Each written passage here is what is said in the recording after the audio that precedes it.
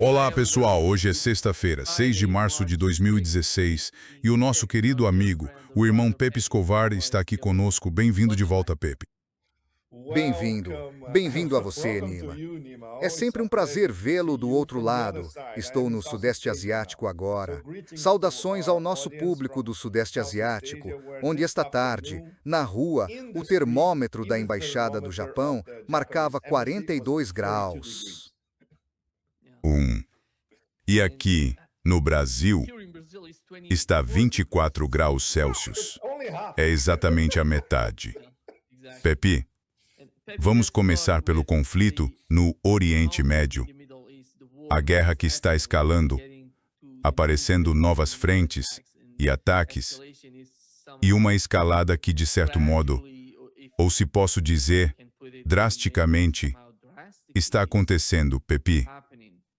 Qual é a sua leitura da estratégia do Irã e como isso vai influenciar toda a região?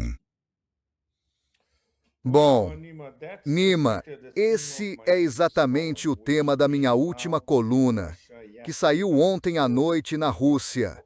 Então agora já é manhã no Brasil e ela já está circulando. Tem traduções, ainda não em português, pelo que sei, mas em breve teremos uma tradução em português. European Union me concentro na estratégia do mosaico descentralizado, que é a denominação oficial da estratégia iraniana. Exatamente. Você vai ver isso. A alusão já está no título. E sim, é uma estratégia de morte por 1000 cortes, para evocar nossos amigos chineses contra o sindicato sionista, a aliança entre Estados Unidos e Israel. E é imensamente sofisticada. E, mais uma vez, isso prova algo que estamos analisando desde o começo da guerra, quase uma semana atrás, naquela manhã de sábado em Teherã, que toda essa estratégia foi afinada, ajustada, aperfeiçoada, sofisticada por meses, depois da Guerra de 12 Dias. E, claro, tudo conduzido pessoalmente pelo Ayatollah Khamenei. O desenho geral da estratégia é do Ayatollah Khamenei, com a cúpula do Corpo da Guarda Revolucionária Islâmica, alguns dos quais foram assassinados há uma semana e outros que ainda estão lá. E isso inclui um sistema de 4 níveis de substituição para todos esses postos de comando e controle e esses comandantes regionais, etc. A descentralização das decisões. Isso significa, por exemplo, que um comandante em Khuzestan ou o comandante no Azerbaijão iraniano, eles são completamente autônomos. Podem tomar decisões em 5 segundos no local, sem ter que pegar o telefone e ligar para um comando central em Teherã. Essa é a ideia descentralizada. E é um mosaico. Há até um belo componente poético, arquitetônico, artístico nisso. Aqueles mosaicos fantásticos que vemos nas mesquitas e palácios persas por toda parte, como na extraordinária mesquita de Isfahan. É isso. Você vê essa complexidade. Você vê como isso é esculpido lado a lado em muitos ângulos. E esse é exatamente o princípio geral dessa estratégia. E permite ajustes finos conforme avançam, que é exatamente o que estão fazendo ao longo desta semana. 2 pontos muito importantes. A velocidade de implementação da estratégia.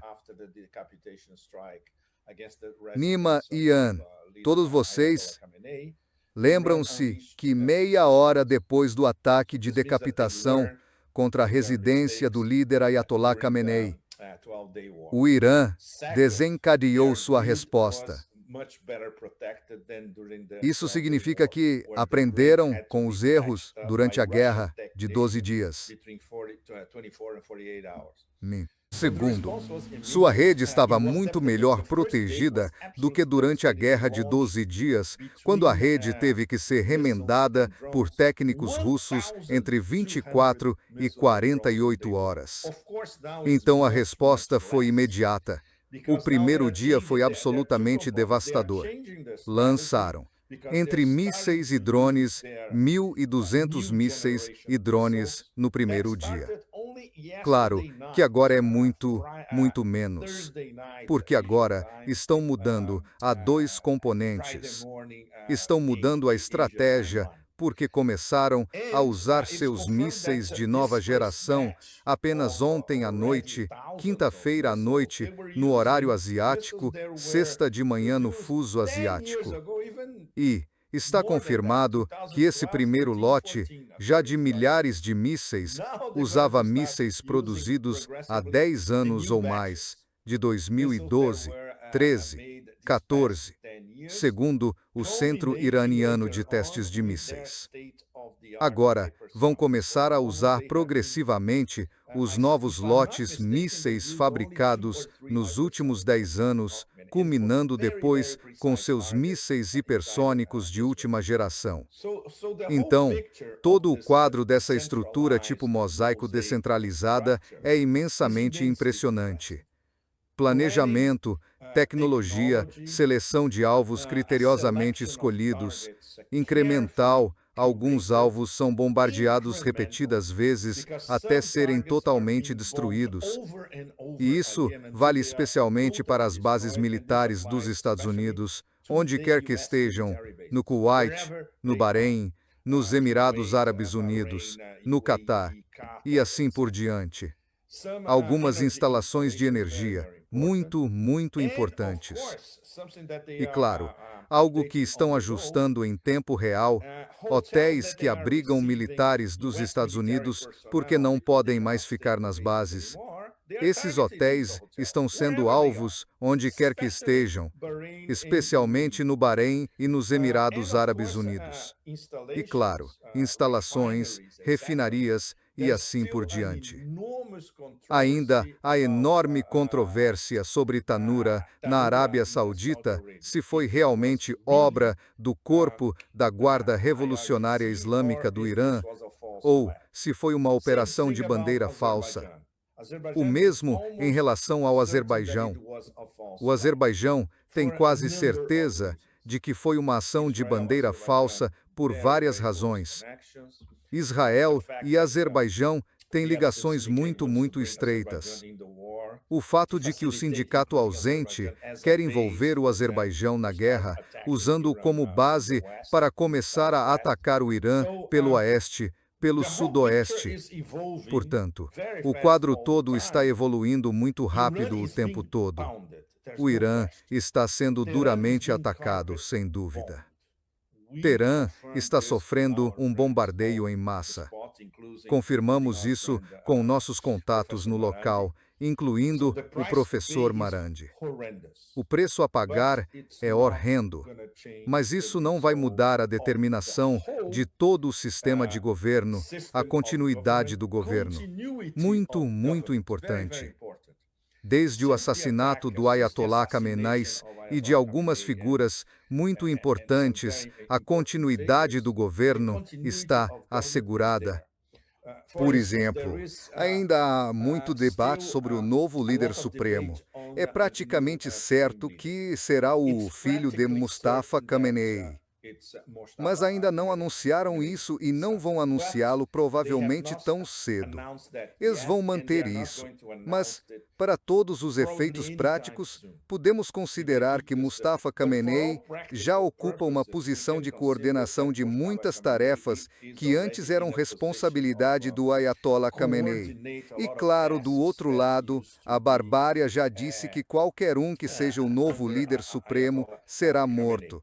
E, obviamente, Neo Calígula já disse que tem de escolher o novo líder supremo. Mas, em termos de imbecilidade, Nima, Olha, ele quebra o medidor de imbecilidade todos os dias e quem bate esse recorde é Neo Calígula. Mas este vai ser muito difícil de superar.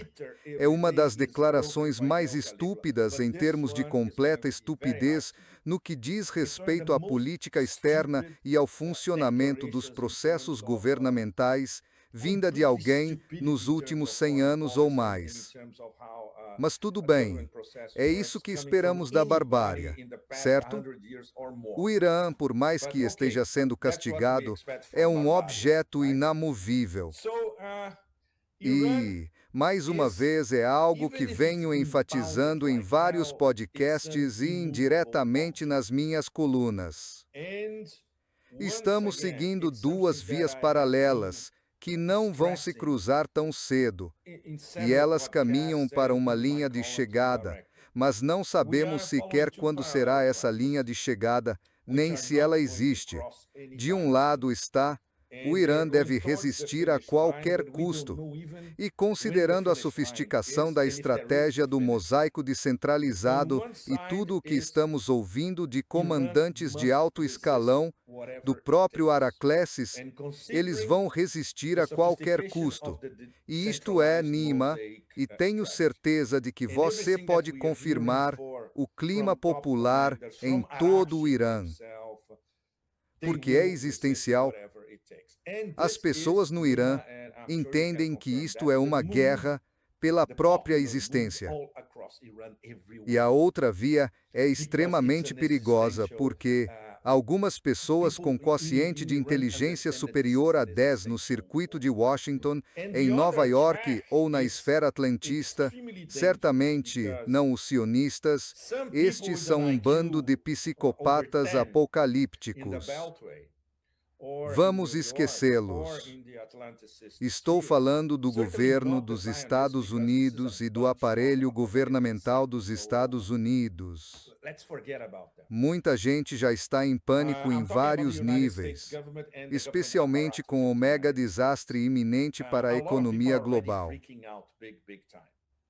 Todas as condições para um colapso sistêmico da economia global já estão presentes.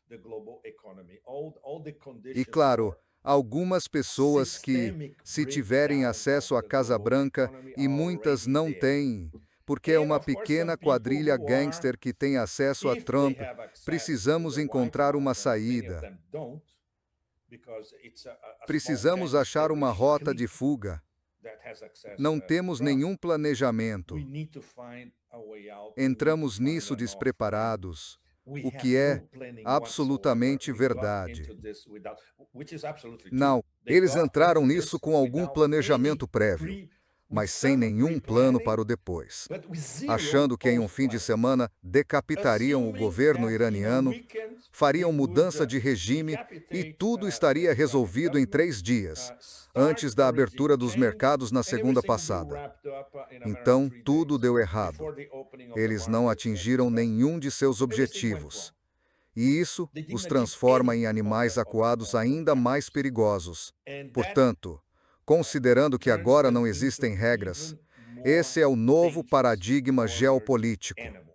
Considerando que lidamos com um neocalígula extremamente instável e infantil, que fica mais perigoso a cada dia.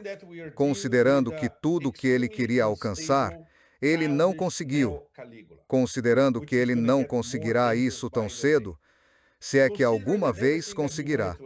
Considerando que ele já implodiu a própria presidência e está, ao mesmo tempo, implodindo a economia global, não temos ideia de que tipo de decisão absolutamente absurda e imensamente perigosa pode estar por vir. Por isso, os próximos dias vão ser, claro, absolutamente cruciais. Já há rumores no meio do Pentágono, incluindo o patético secretário das Guerras Eternas, de que isso pode durar meses, até setembro. Eles não podem durar até setembro. Eles mal vão durar as próximas 2 ou 3 semanas. Não haverá mais armamentos daqui a 2 ou 3 semanas. O que vão fazer? Com o que vão bombardear o Irã, mesmo com tudo o que tem na Ucrânia, ainda não será suficiente. E os russos podem aconselhar os iranianos sobre como se defender, o que eles já estão fazendo, aliás. Isto é um dos mini-capítulos da minha coluna quando falo sobre o corredor Astrakhan-Teherã, pelo qual os russos estão ajudando o Irã, mesmo considerando que o Irã não pediu ajuda, Nima, muito importante. Isso foi reiterado por Putin há apenas alguns dias. Claro, se o Irã pedir tacitamente ou diretamente à Rússia uma ajuda séria, ele a receberá. E os chineses, claro, ajudam de forma muito discreta. E sabemos que isso está acontecendo. Tudo, inteligência por satélite em tempo real, o sistema de satélites Baidu, enfim. É onde estamos, Nima, com essas duas frentes paralelas. Não sabemos qual delas vai se resolver nos próximos dias, mas isso vai condicionar a possibilidade de o conflito ser desescalado. E agora, a enorme pressão vinda do próprio Golfo, supondo que o Neo-Calígula ouça o Golfo, que ele abandonou completamente, e eles estão furiosos. E, finalmente, essas estúpidas petromonarquias estão começando a entender como o jogo funciona. Vocês são apenas instrumentos. Nós estávamos usando vocês. Nós os forçamos a vender seus petrodólares em dólares dos Estados Unidos, para que pudessem reciclar e comprar coisas para nós, americanos, ou investir na nossa Wall Street. Desparitento. Desparitento. Desparitento.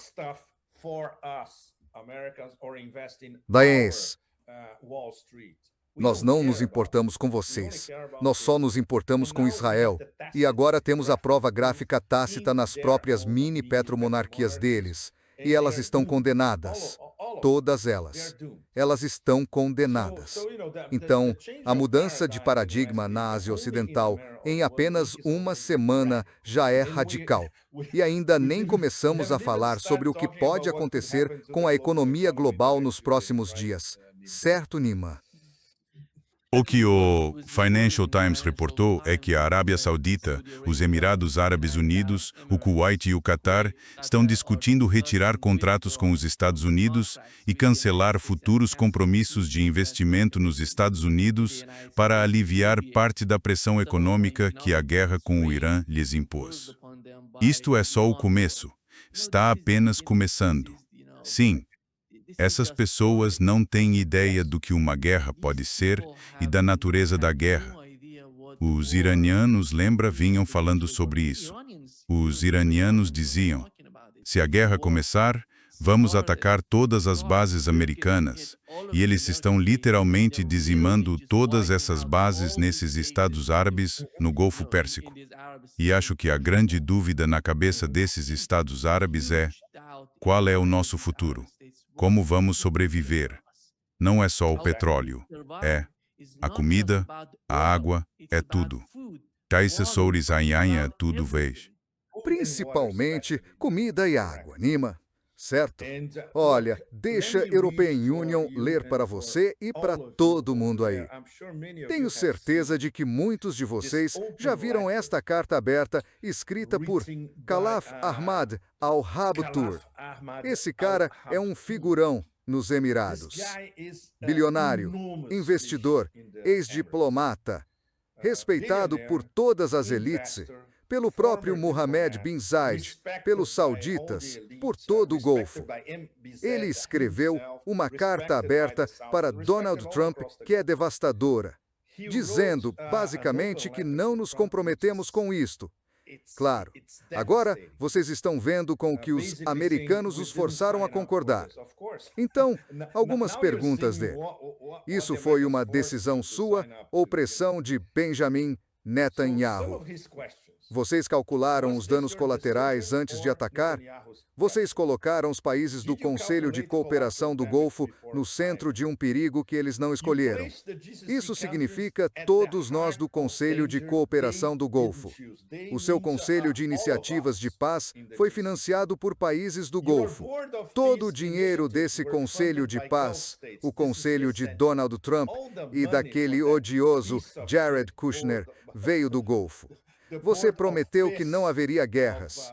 Você conduziu operações em 7 países, incluindo Somália, Iraque, Iêmen, Nigéria, Síria, Irã e Venezuela. Sua taxa de aprovação caiu 9% em 400 dias.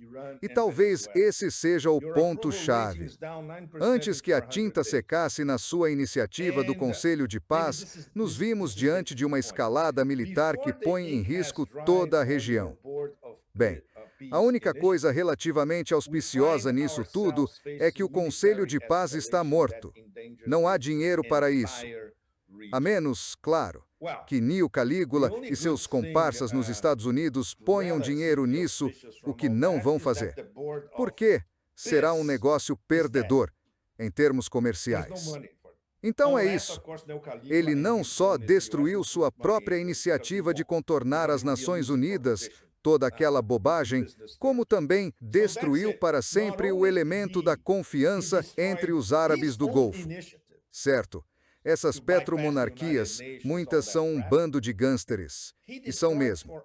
European Union estive em todos esses países e são um bando de gangsters. Todos nós que fomos aos Emirados Árabes Unidos, ao Catar, sabemos disso. Bahrein, especialmente. Sabemos quem são essas pessoas. Então, o elemento da confiança foi rompido. Sem falar que suas economias estão arruinadas e seu modelo de negócios também. E é aí que chegamos ao cerne de toda a equação, Rima, e vocês todos. O modelo de negócios é como funciona o petrodólar. Depois disso, a história vai ser totalmente diferente. Esses gangsters que viram como o jogo funciona vão parar de usar o petrodólar, de vender sua energia em dólares e de comprar coisas que alimentam a economia americana ou Wall Street. Eles vão começar a procurar alternativas. E é aí que, adivinha? Menos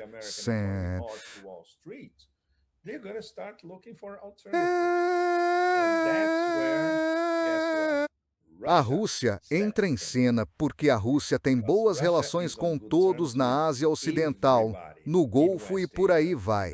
Portanto, o papel da Rússia, dependendo de como a situação evoluir, será em vários níveis e imensamente importante. Para começar, adivinha quem já controla a Organização dos Países Exportadores de Petróleo e seus aliados? A Rússia, e se a gente for um pouco além, adivinha quem está à frente da Organização dos Países Exportadores de Petróleo neste momento?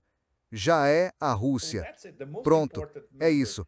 A partir de agora, o membro mais importante da Organização dos Países Exportadores de Petróleo e dos seus aliados é a Rússia. Portanto, na prática, eles podem ditar os termos aos dois cartéis. E claro, conhecendo os russos, eles serão bastante flexíveis, acomodativos, mas eles vão dizer a todos, e isso é muito importante, a chamada coletiva que Putin fez no começo desta semana com todos eles. Adivinha do que falaram? Não houve vazamentos sobre o que realmente foi discutido. Podemos imaginar o que foi discutido. Podemos imaginá-los pedindo desesperadamente a Putin algum tipo de mediação. Afinal, Putin consegue conversar com eles com o pessoal do Golfo, na Ásia Ocidental, e Putin pode ligar diretamente para Donald Trump a qualquer momento. Então ele poderia ser um mediador sério. A questão é, o Kremlin está interessado em mediar? Não está. Para ser direto, o Kremlin quer ver o desmantelamento da presença dos Estados Unidos na Ásia Ocidental, tanto quanto o Irã e tanto quanto a China. E é aí que os três pilares se conectam na esfera geoeconômica e financeira. O que já está acontecendo para eles é, claro, deixando de lado as coisas terríveis que ocorrem com a população civil iraniana e com a população civil libanesa, sem falar de Gaza, é que o Irã, a Rússia e a China estão vendo, ao vivo e em tempo real, a queda da influência dos Estados Unidos por toda a Ásia Ocidental, num ritmo relâmpago. Já dá para ver que todos os elementos estão lá. E daqui para frente, só vai piorar para os norte-americanos. Daqui a pouco, a situação será diferente. Mais adiante, para os chineses também será algo impressionante. Muito, muito favorável. Porque a transição será do petrodólar para o petro-yuan. Sem dúvida. E para a Rússia, a tutela que protege essas petromonárquias do Golfo poderia acabar se tornando uma tutela russa, se os russos estiverem interessados. Depende deles. Seria um bônus para eles. Então, imagine, tudo isso de que estamos falando aconteceu em menos de uma semana. Isso significa que todo o sistema sofre um choque sistêmico, porque já está de cabeça para baixo em apenas uma semana. E imagine, depois de 3 ou 4 semanas com o Estreito de Hormuz, para todos os efeitos práticos, bloqueado, mesmo que os iranianos digam o contrário, é uma forma diplomática de dizer que, sim, está bloqueado para os membros da Organização do Tratado do Atlântico Norte e para nações hostis. Para os nossos aliados, está aberto.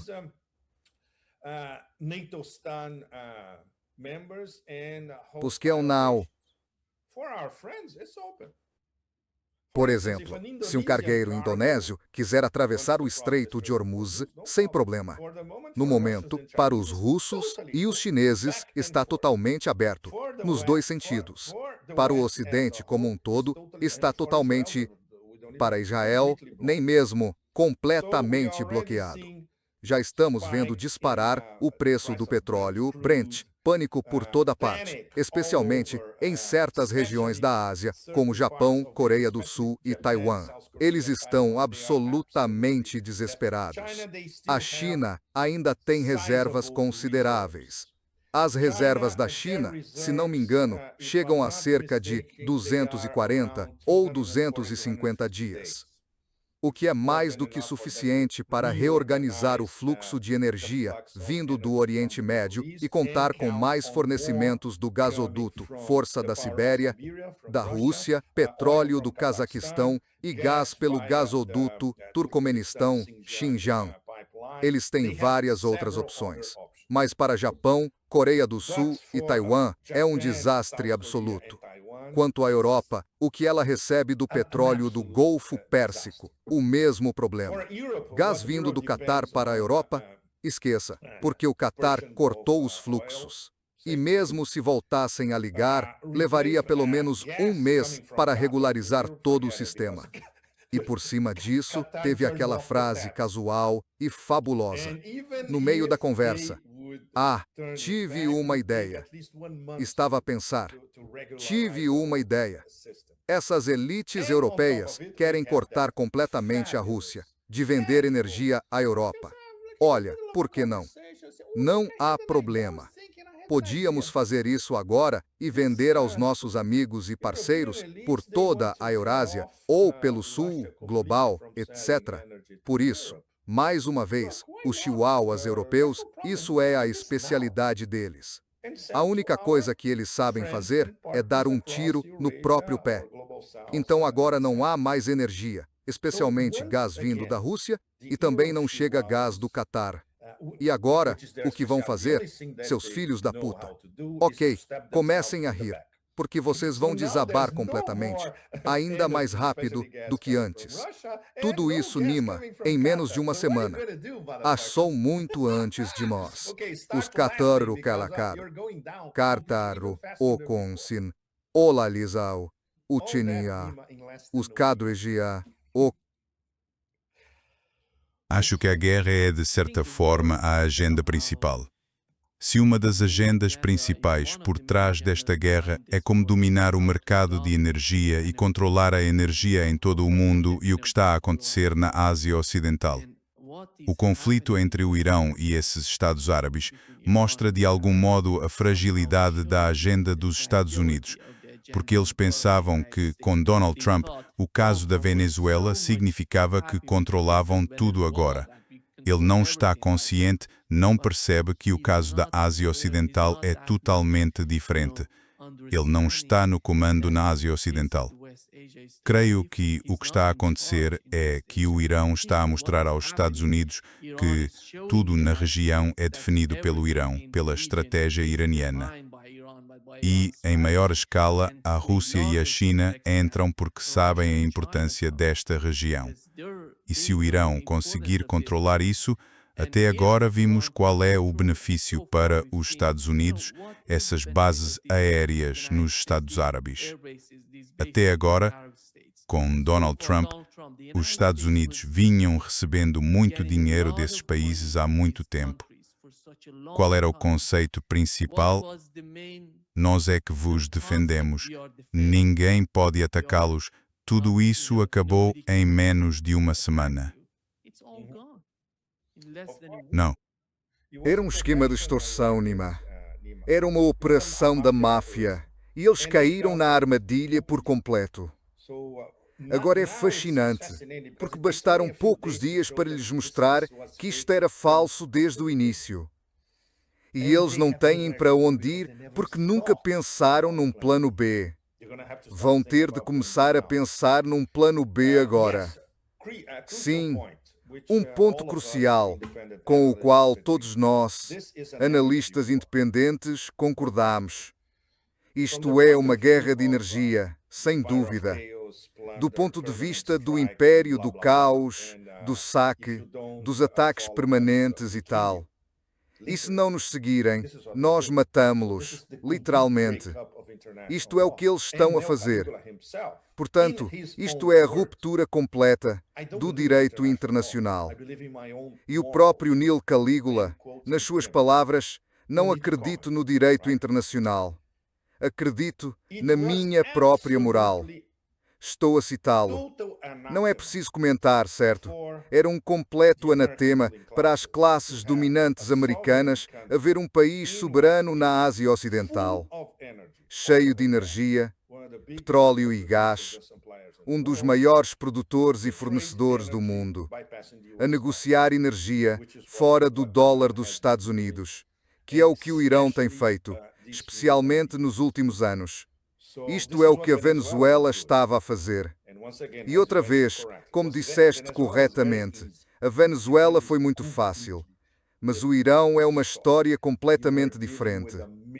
Estávamos a lidar com uma potência de médio porte, extremamente bem armada, sujeita a 47 anos de sanções, sobrevivendo depois de 47 anos de sanções.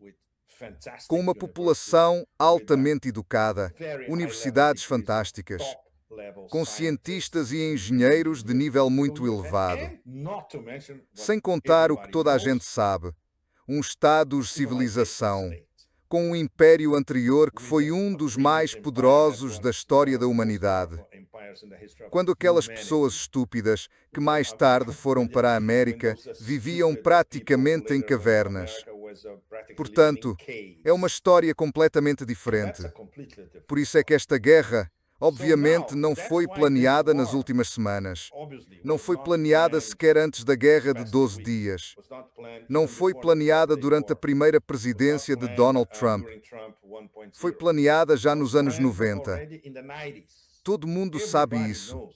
Todos os que leram aqueles documentos. Tudo em torno do projeto para o novo século americano. Muito antes do 11 de setembro, e claro, depois do 11 de setembro, durante os anos 2000, naquela história que muitos de nós acompanhamos dia a dia, na época do bombardear o Irã. Paranoia em Washington em 2005, 2006, sabe? O segundo mandato de George W. Bush. Todos sabíamos que seria inevitável. E, claro, simplesmente não podiam permitir que o Irã existisse. O sistema existe, e especialmente a forma como o sistema resiste às sanções e comercializa energia sem passar pelo dólar dos Estados Unidos. Então, isso era inevitável. Portanto, obviamente, Trump é apenas um mensageiro infantil. Um mensageiro com um cérebro de 4 anos, talvez de 2 anos. As elites dominantes e os suspeitos de sempre que não preciso enumerar aqui. European Union, já citei alguns em uma das minhas colunas anteriores falando sobre a Rússia. São os mesmos. Os que querem destruir o Irã são os mesmos que querem destruir a Rússia e depois ir para a guerra com a China. E agora eles já estão em uma guerra em 3 frentes, o que é absolutamente impossível deles vencerem. Então, ele sempre se fez passar pelo grande analista geopolítico do fim do último milênio, Brzezinski, e mesmo antes de escrever o livro The Grand Chessboard em 1997, ele já dizia que, temos de impedir o o surgimento de um concorrente de igual potência na Eurásia. Agora está ainda pior, agora são 2 concorrentes de igual potência apoiando o outro, que não é bem um concorrente de igual potência, mas é uma potência de nível médio de primeira ordem. Esse é o pior pesadelo para as elites americanas. Significa que, em termos de controle da Eurásia, é adeus definitivo, e eles podem até perder aquela parte da Eurásia que controlavam até agora o sudoeste asiático, parte do oeste da Ásia, o antigo Oriente Médio. Agora, isso também está se dissolvendo. E o grande ponto conceitual, em termos geopolíticos, é que a elite no Irã percebe isso muito, muito claramente. Só quem vem de uma civilização, de um Estado com experiência imperial e 2.500 anos de diplomacia e de jogo político pode entender isso. Não são um bando de neófitos de Nova York e Washington que entendem isso tão profundamente. De jeito nenhum. Por isso, eles sabiam que a guerra era inevitável. Eles se prepararam para ela. E para este capítulo, eles se prepararam muito bem. Tiveram, European Union diria, a honra de ter um líder, a figura do Ayatollah Khamenei, que, aliás, teve experiência real de guerra durante a guerra Irã-Iraque. Muito, muito importante. Ele não é um fujão do alistamento, não pula num avião e foge como um rato quando as coisas apertam. Isso é uma história completamente diferente, Então, elementos de tempo, experiência, história, cultura, tudo explica por que o Irã consegue resistir agora. Mas, claro, e todos sabemos, e temos de ser realistas, que o poder destrutivo do sindicato Epstein é avassalador. É muito, muito sério. Eles podem nivelar qualquer nação em qualquer lugar do jeito que quiserem. Eles podem fazer o que fizeram em Gaza com nações inteiras em qualquer lugar. Então, o preço que o Irã já está pagando e que vai pagar vai ser praticamente insuportável, mas não há saída. E isso é algo que certamente estava muito claro na mente do Ayatollah Khamenei. E as pessoas que agora dirigem o Irã têm isso muito, muito claro, inclusive a face do Irã para o Ocidente, que é o ministro das Relações Exteriores, Araghchi. E ele está se comportando com muita dignidade neste momento. Muita dignidade. Como aqueles idiotas da... Qual era? National Broadcasting Company, certo? A National Broadcasting Company conseguiu uma entrevista exclusiva com Araghchi. E ele se comportou, ele ficou chocado com o... Exatamente. E, obviamente, as pessoas da National Broadcasting Company ficaram sem palavras, porque você raramente vê, na televisão mainstream, oficiais iranianos falando inglês muito bem e explicando a posição iraniana. Isso provavelmente foi um primeiro em décadas. Então, obviamente, eles ficaram sem palavras, sabe? Claro que a única coisa que interessava a National Broadcasting Company era tentar enquadrar o Irã ainda mais como agressivo ou autoritário, toda aquela baboseira de sempre. Então, a atuação de Araghchi foi muito útil para a opinião pública interna nos Estados Unidos, considerando que a guerra já é impopular nos Estados Unidos. Isso é muito importante. A guerra é impopular entre mais de 60% dos americanos. Isso já é algo muito grande. Então isso prova, mais uma vez, que não se trata apenas de a guerra do sindicato Epstein, do Trump, de uma quadrilha de gangsters. Esta guerra vem das verdadeiras elites que controlam os Estados Unidos. E isso prova que estão realmente desesperados. Se lançam a guerra agora, é porque percebem que, veja, temos uma janela de oportunidade. Se não fizermos agora, depois seremos simplesmente expulsos do cenário. E mais uma vez, Nima, muito importante. É uma guerra contra 3 dos países do Grupo Brasil: Rússia, Índia, China e África do Sul. É uma guerra contra um membro pleno do Grupo Brasil: Rússia, Índia, China e África do Sul, apoiado por 2 países fundadores desse grupo. Isso significa que é uma guerra contra o Grupo Brasil, Rússia, Índia, China e África do Sul como um todo. E essa é a parte horrível, com a participação indireta e odiosa de outro membro do grupo, a Índia, que se comportou da forma diplomática mais repugnante possível. A ruptura do Grupo Brasil, Rússia, Índia, China e África do Sul, neste momento, é totalmente responsabilidade da Índia. A Índia traiu seu parceiro econômico, o Irã. Não esqueça, eles são parceiros no mesmo corredor de transporte. O corredor de transporte internacional Norte-Sul, Rússia, Irã, Índia. Tema do documentário que filmei no Irã no ano passado e que vocês podem ver na Press TV.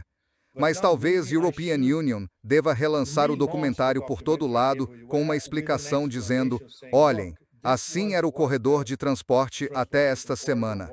Agora a Índia destruiu essa ideia, e a Rússia e o Irã deveriam expulsar a Índia desse corredor e convidar a China, o que, aliás, torna tudo ainda mais interessante.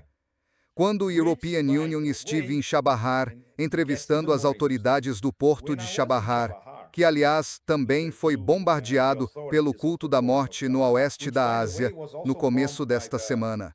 Não sabemos exatamente o que atingiram no porto de Chabahar, mas atacaram o porto porque sabiam da sua importância. Conversei com um dos engenheiros responsáveis pela logística, e ele disse: sim, os indianos investiram nessas gruas que vocês estão vendo. Demo Pierces estão viram da Índia? Eles estão investindo aqui. Mas temos navios chineses chegando o tempo todo, e enquanto o European Union estava lá, vi pelo menos 2 navios de carga chineses. Portanto, os chineses obviamente enxergam Chabahar como excelente.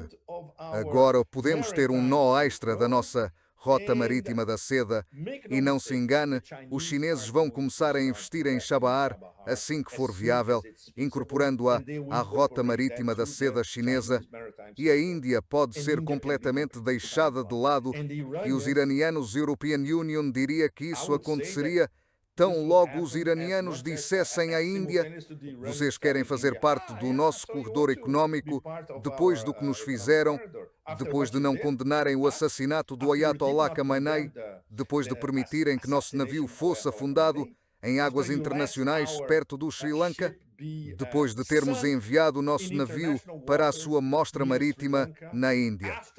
Portanto, a traição da Índia é tartarecedora. É previsível, porque não é só o Modi, que é um personagem de Punia, e esses fanáticos hindus ao redor dele, eles sabem, e claro que têm um enorme complexo de inferioridade, e assinaram, Um dia antes do início da operação, estupidez, fúria estúpida, ou como queiram chamar, eram, sabe, melhores amigos. Eles chamam aquilo de absent fury. Hein? Epstein. Fúria Epstein. Sim, podemos chamar de fúria Epstein. Com certeza. O nome é Fúria Épica. Exatamente. Fúria Epstein épica. Com certeza. Então eles eram melhores amigos, Netanyahu e Modi. E ele chegou a dizer que a Índia é a pátria-mãe e Israel é a pátria-pai. Depois disso, que diabos? O que vocês estão fazendo dentro do grupo Brasil, Rússia, Índia, China e África do Sul? Tenho certeza de que os chineses vão ligar para os russos e perguntar: devemos deixá-los aqui? Qual é o sentido? Eles estão destruindo nossa organização por dentro. Então, essa é uma das principais lições de tudo o que aconteceu em apenas uma semana. Não se pode confiar na Índia. É uma nova colônia do sindicato Epstein. Isso não vai mudar tão cedo. Os indianos bem informados estão mais do que envergonhados. Não só estão irritados, mas alguns dos melhores analistas e empresários indianos estão consternados, envergonhados. E eles dizem: não sabemos o que dizer. Fomos traídos pelo nosso próprio governo. Terá sérias repercussões para o Grupo Brasil, Rússia, Índia, China e África do Sul. Na verdade, a cúpula do Grupo Brasil, Rússia, Índia, China e África do Sul, na Índia este ano, já foi sabotada pela própria Índia. No momento, o Grupo Brasil, Rússia, Índia, China e África do Sul está em coma grave.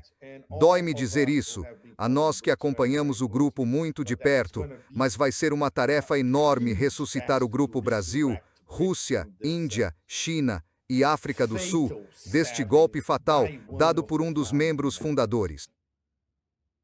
Acho que o problema dos Estados Unidos e da sua legitimidade nesses países árabes não se limita a eles. Olhe o que está acontecendo. Considere o Japão e a Coreia do Sul. Esses dois países foram afetados pelo fechamento do Estreito de Hormuz. Que ontem vocês fecharam o Estreito de Hormuz? Eles disseram: não, nós não o fechamos, mas ele não está aberto. Atualmente não está aberto, mas não está aberto. E sabemos o quão importante é o Estreito de Hormuz para a Coreia do Sul e para o Japão.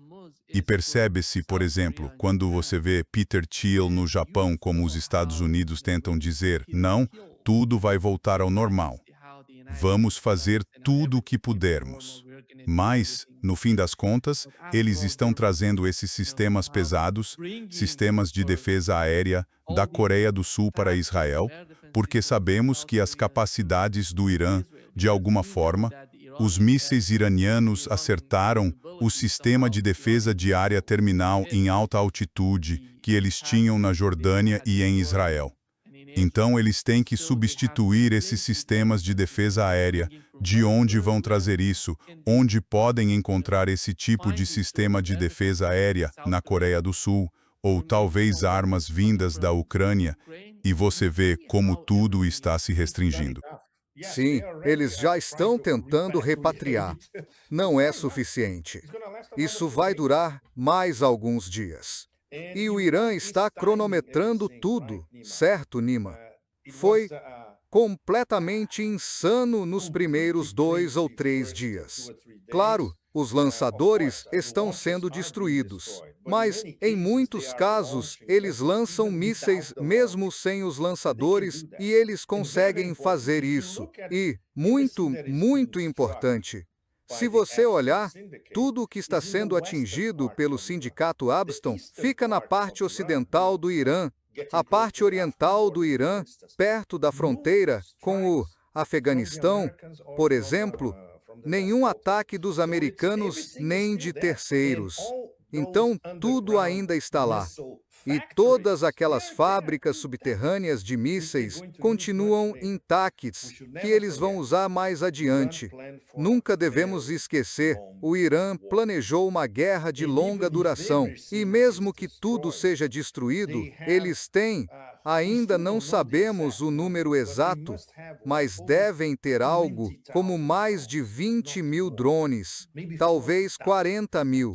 Então eles podem manter isso indefinidamente, se quiserem. E outro exemplo da integração militar entre Rússia e Irã. Lembro quando as delegações iranianas iam a Moscou para finalizar a venda dos Shaheds para a Rússia. Então a Rússia começou a construir seus Shaheds, que na Rússia são chamados de gerânios. Eles aperfeiçoaram os Shaheds. Na verdade, os gerânios agora são o que há de mais avançado. E alguns talvez grande parte dos drones que o Irã está usando agora sejam descendentes dos gerânios. Sabe por quê? Porque a antena que eles usam, a Comet, a antena russa, para interferir sinais, é russa. Ou seja, são Shaheds com um componente desenvolvido na Rússia, essa fantástica antena Comet. Isso explica as idas e vindas na relação militar entre os dois. É algo que muitos de nós, quando discutimos isso em Moscou, por exemplo, vimos. Os russos nunca nos dão uma resposta direta. Eles dizem, há muitas coisas que fazemos. Claro, mas o mais importante é o que você não vê. Exatamente. E, por exemplo, esse vai e vem entre Astracan e Teherã pelo Mar Cáspio é muito, muito próximo. De Astracan a Teherã é provavelmente, no máximo, 1h30 de avião. Sabemos algumas coisas por dentro, mas não sabemos a maior parte. E até considerando que, segundo os próprios russos, publicamente, os iranianos ainda não pediram ajuda russa pesada. Todos vão dizer, não pediram. Se pedirem, nós forneceremos o que for preciso. 2 aos já estão tentando repatriar. Não é suficiente. Isso vai durar mais alguns dias e o processo já está.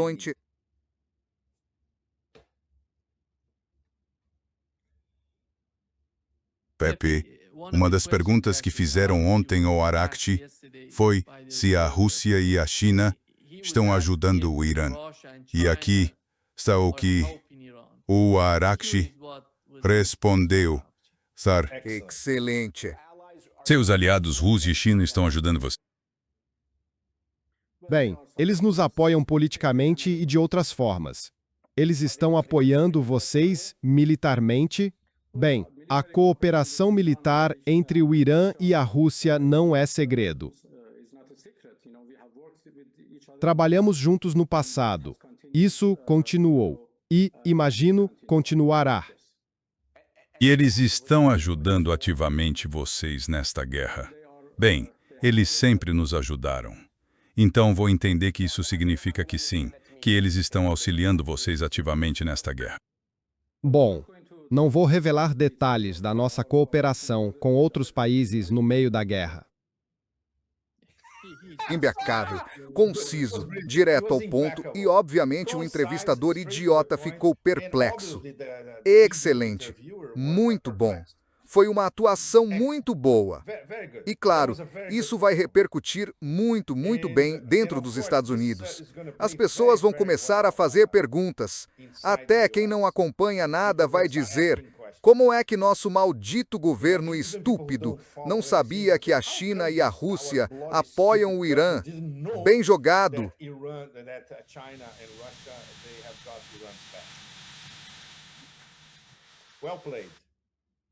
o que é tão incrível, Pepe, é ver Donald Trump pedindo aos comandantes e combatentes da Guarda Revolucionária Islâmica que deponham as armas. Me espanta ver o quanto é preciso estar totalmente desconectado da realidade para não perceber o que está acontecendo, o que não é novidade. Vimos isso na guerra na Ucrânia. Mas esse tipo de Eles realmente acham que o Irã é de alguma forma. Parece que Donald Trump só assiste a Fox News o tempo todo. Ele não tem nenhuma compreensão do que está acontecendo. Não, Nima, você tocou o cerne da questão quanto à mistura muito peculiar de arrogância e ignorância total em Donald Trump. É típico, ele não lê. Isso nos foi contado por pessoas de Nova York que fizeram negócios com ele. Ele não lê os relatórios de inteligência que chegam à mesa dele todas as manhãs. Ele só reage aos trechos da Fox News. E isso varia entre 5 e 10 segundos. É isso. E, obviamente, ele só reage ao que algumas pessoas com acesso direto a ele dizem. Não são muitos. Talvez uma ou duas frases fiquem registradas na cabeça dele e pronto. E então ele fica repetindo aquilo por aí. Basicamente, ele é um analfabeto funcional. Isto é extremamente sério. Não faço ideia de como esse cara conseguiu um diploma universitário. Bom, há muitos nos Estados Unidos que conseguiram isso. E, obviamente, se você olhar o vocabulário dele, a terminologia, a seleção de palavras que ele United States sempre, até a extrema redundância, são no máximo entre 50 e 60 palavras, sem contar 3 ou 4 adjetivos que ele repete incansavelmente. É isso. A limitação do vocabulário e da forma como ele se comunica reflete diretamente o quão limitada é a visão que ele tem do mundo. Ele não sabe porra nenhuma sobre o resto do mundo. É isso. Ponto final. Por isso é tão perigoso. Estamos lidando com um analfabeto funcional maior que a vida, tomando essas decisões. Capaz de dizer algo monumentalmente estúpido, tipo, deviam ligar para mim para a European Union escolher o próximo líder do Irã. E não é brincadeira, ele realmente acredita nisso. Não é uma tirada. Ele não é perspicaz nem brilhante o suficiente para transformar isso numa piada. Muito mais perigoso do que seria se estivéssemos lidando com um presidente relativamente racional. Bem, não há muitos na história recente dos Estados Unidos, mas, por exemplo, Bill Clinton. Bill Clinton era um cara relativamente racional, apesar de todos os seus problemas. Ele era um bom orador, pelo menos ele costumava ler. Ele era um excelente orador em público, mas agora estamos lidando com essa coisa. E além disso, pior ainda, ele acha que pode fazer qualquer coisa porque diz que não se importa com o direito internacional. European Union, só me importo comigo. European Union, posso governar o mundo. Ele age como um neo-Calígula, não só em relação a um neo-império romano, mas ao planeta inteiro. E nós estamos todos reféns disso. Do ponto de vista das elites dominantes, ter um cachorro louco como este na presidência é maravilhoso, porque elas pensam, ele desestabiliza todo mundo. Somos Bill Clinton, win, e, de, de. Somos seixo que é inin. Somos co-o. Ele é tumapuan. De som, ui. Assim, ninguém consegue prever, calcular ou planejar nada, porque, sabe, ele muda de ideia por um capricho, por algo que ouviu ou por algo que viu na televisão, uma imagem que viu na televisão. Então, você imagina, Nima, para uma liderança iraniana bastante racional, isso tem que entrar em todos os seus modelos, sem mencionar a loucura e a demência do culto da morte na Ásia Ocidental. Então, juntos, eles estão lutando contra esses assassinos psicopatas. É muito difícil. E o fato de que em apenas uma semana conseguiram desestabilizar todo o jogo já é tremendamente impressionante. Mas eles precisam manter isso. Estamos entrando numa fase crucial de resistência contínua. e, ao mesmo tempo, atacando. Guerra assimétrica. Sim, não há dúvida de que isto é uma guerra assimétrica. Mas o Irã tem que sustentar essa assimetria por dias, semanas e, se for o caso, meses. E esse é o desafio. E é por isso que todos nós, estamos preocupados. Eles têm isso. Pessoalmente, European Union, acho que tem. Contanto que mantenham a capacidade de continuar lançando mísseis e drones, eles podem durar muito tempo. E mais uma vez, por mais dilacerante que seja para todos nós, para você como iraniano, para todos nós como membros dos países do Sul global, o Irã vai pagar um preço muito, muito alto e não há como escapar disso. E eles estão produzindo 24 horas por dia, 7 dias por semana. Eles não têm tanto medo de uma guerra longa. Eles se prepararam para isso. Eles estão preparados para uma guerra longa. Eles estão preparados para o que vão sofrer. Sim. Acho, Pepe, antes de encerrar, você mencionou que Donald Trump é ignorante ou não entende a situação. Mas European Union diria que todo o sistema é igual. O sistema inteiro não funciona. Olha o que está acontecendo na Ucrânia, agora no Irã e depois na China. Você vê algum especialista no sistema americano, do calibre do Ray McGowan ou do embaixador Chas Freeman? Eles não existem. Não, veja, essas pessoas no sistema não entendem a Rússia, não entendem o Irã, não entendem a China.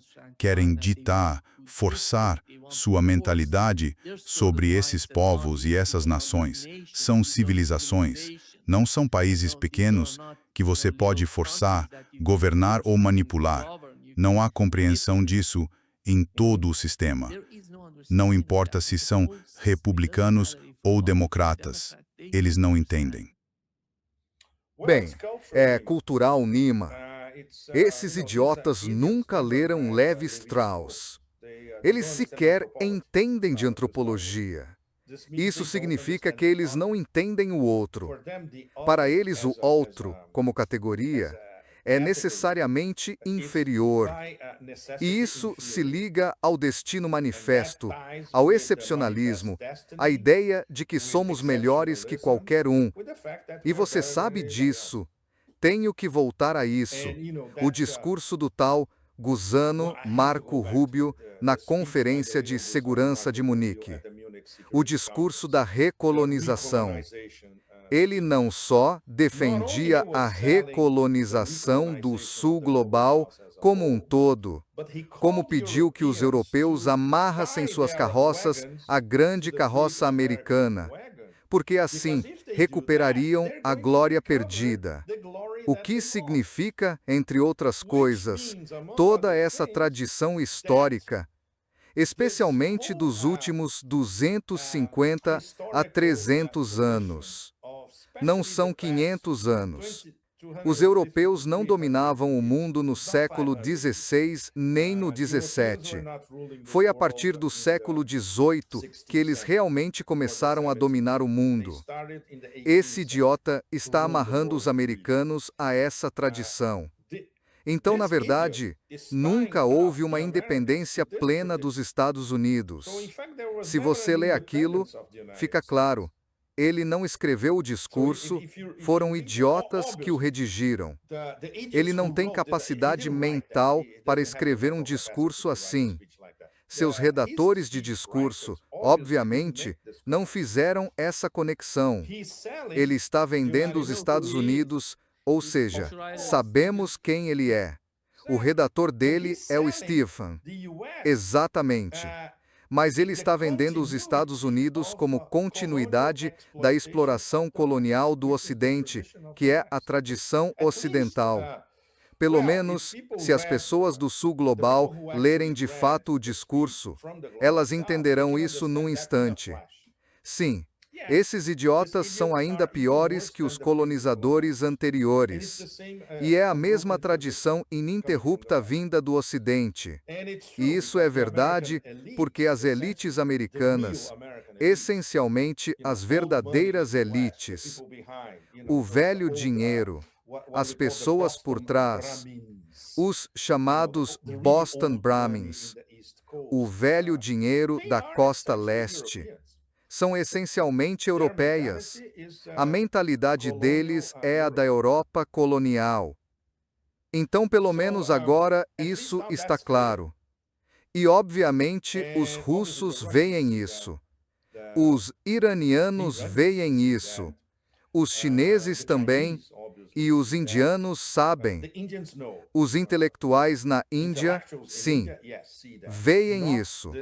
Não esse grupo absolutamente horrível do Modi e do partido Bharatiya Janata. E, você sabe, no Brasil, tenho certeza de que as melhores cabeças do país também percebem. Aqui no Brasil estão conscientes disso. Parece que perdi o Pepe. Já voltou, Pepe? Nima, você me ouve? Voltou?